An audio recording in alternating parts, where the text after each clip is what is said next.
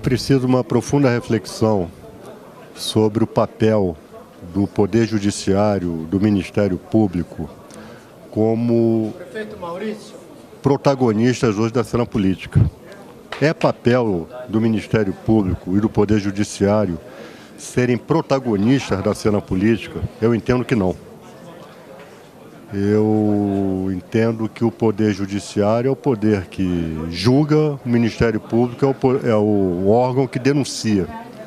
O que vem acontecendo nos últimos anos, por uma série de fatores históricos, políticos, enfim, é um protagonismo indesejável por parte dos juízes e de membros do Ministério Público no cenário político, né? Isso tem um viés autoritário.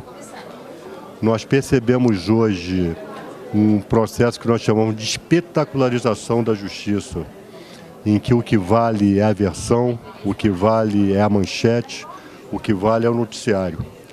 E com isso, uma série de valores e princípios fundamentais da Constituição da República estão sendo desrespeitados.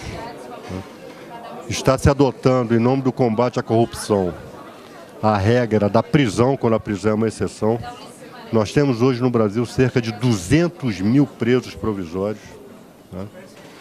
E isso se dá em detrimento ao amplo direito de defesa, isso se dá numa escalada autoritária, legislativa aqui, inclusive nesta casa, muito por inspiração desses juízes e desses jovens membros do Ministério Público. Então, um debate como esse, que conta com a participação de dirigentes da OAB, de ex-ministros do Supremo Tribunal Federal, de juristas e de cidadãos em geral, é muito importante por conta dos dias que nós estamos vivendo. Existe um misto de ingenuidade e de tolice por parte de jovens que impunham essas bandeiras, porque não sabem o que é uma ditadura, não viveram uma ditadura, né? Não conseguem entender que a ditadura não só matou, torturou e fez desaparecer, mas a ditadura também era essencialmente corrupta. Aliás, a ditadura aperfeiçoou o processo de corrupção aqui no país, com a diferença de que naquela época a ditadura censurava a imprensa, tutelava o Poder Judiciário e tutelava o Ministério Público. Tão valentes hoje, mas inteiramente acoelhados durante a ditadura.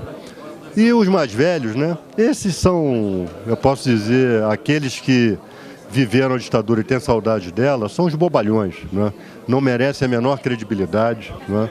Não são essas as pessoas que devem pautar a linha política a ser seguida pela sociedade brasileira. Mas, infelizmente, a nossa sociedade tem pouca educação cívica, tem pouca educação democrática.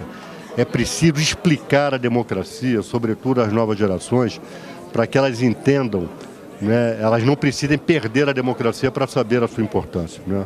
Olha, infelizmente, a grande imprensa brasileira tem um DNA golpista, né? A imprensa brasileira teve um papel muito importante no golpe de 1964, na tentativa de golpe contra o presidente Getúlio Vargas, na tentativa de golpe contra o presidente João Goulart em 1961, né? E agora o golpe, né, sob outros nomes, impeachment, renúncia, enfim, contra a presidenta Dilma Rousseff. Então, acho que os últimos dois governos, o governo Lula e o governo Dilma, perderam a grande oportunidade de debater e de fazer ver à sociedade brasileira a necessidade de regulação da mídia, a necessidade de democratização dos meios de comunicação. E agora é o que nós estamos vendo aí.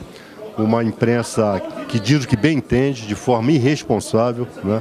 Deseducando o povo brasileiro, fazendo com que o povo brasileiro tenha pouco apreço pelo rito democrático, né?